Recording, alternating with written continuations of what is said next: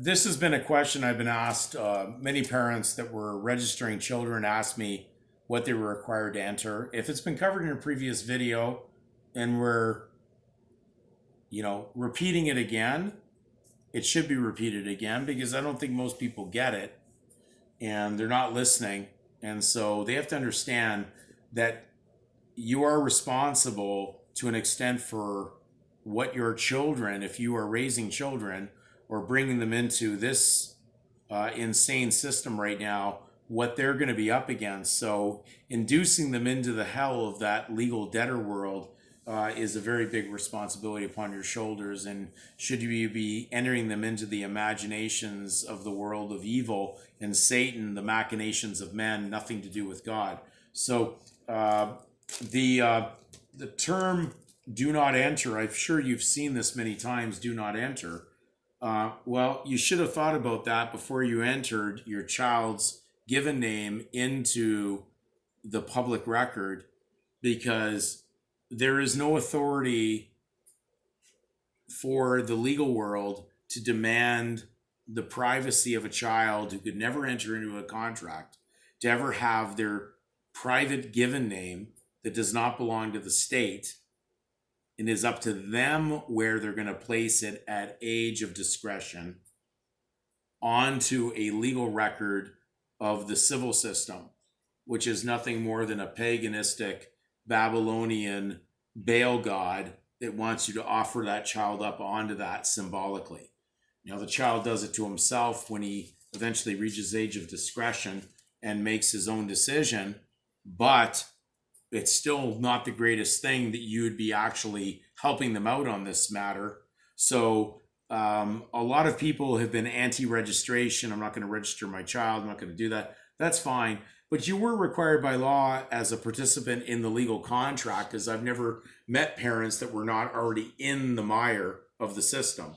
So they were already operating with the legalistic system, with a legal surname, as a legal citizen in that world of Caesar. And then they said they're not going to register their child. Well, they're violating contract law.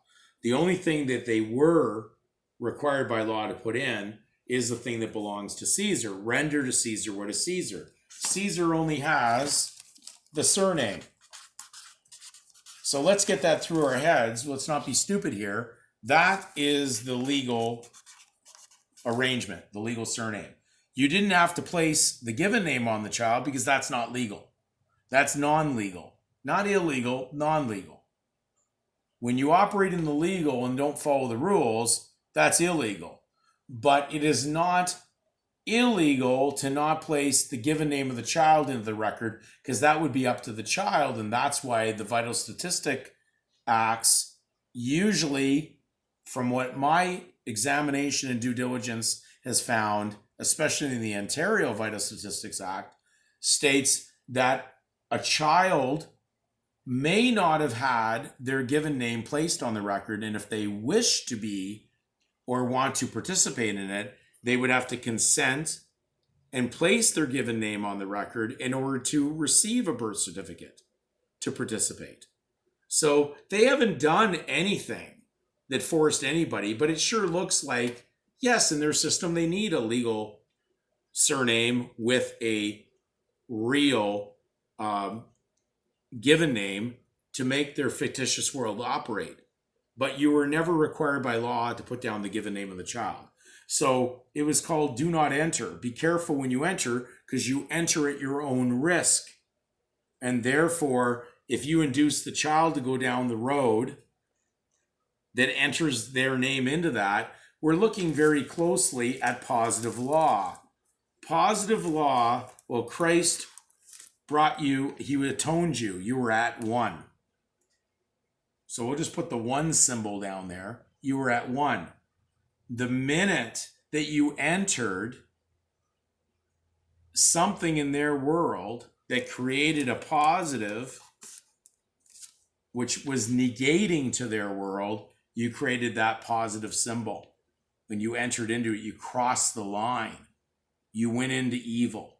And that's how they run their positive symbol, representing your consent, because their law is called positive law, man's law, legal law, not the law in the spiritual sense. So therefore, Christians must exit from this. That's an exit. Cancel their consent to being a citizen in the world that they may have been deceived into. And if they do not do that, they will be deemed or judged to be a participant required to comply with whatever that legal world brings about. And that legal world has the ultimate say under martial law. And martial law allows, when you have put your citizenship and allegiance and loyalty to a man, you've entered into his world of consent of what he will tell you to do or not to do. You don't have a decision-making ability at that point. There is no rights, there is no privileges, there is nothing. You're at the mercy of a military general. And I believe that we're about to embark on seeing this in the United States of America under the current political situation that we are watching unfold.